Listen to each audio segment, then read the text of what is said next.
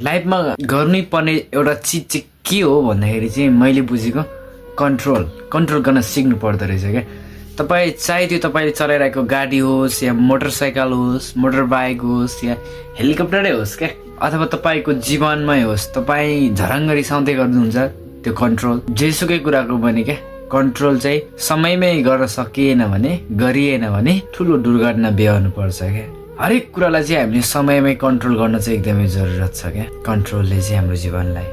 अनि एउटा कुरा चाहिँ के भन्दाखेरि तपाईँ र म कति ठाउँहरूमा गरिरहेको हुन्छौँ, काम गर्नलाई प्रयास गरिरहेको हुन्छौँ, आफन्तजन अथवा कसैले तिमी गर्न सक्दैनौ भन्दाखेरि हामी ब्याक साइड भइहाल्छौँ क्या। त्यो कुरालाई चाहिँ कन्ट्रोल गरेर हामी अगाडि बढ्न सकेको हुँदैन नि त। यस कारणले तपाईँको त्यो इमोसनलाई चाहिँ कन्ट्रोल गर्नुहोस्। यस आई डु इट, म गर्न सक्छु भनेर आफूले कन्ट्रोल गर्नुहोस्, मोटिभेट गर्नुहोस्, डिसिप्लिन रहनुहोस्, अवश्य गर्न सकिन्छ भन्ने कुरा चाहिँ मैले बुझेँ।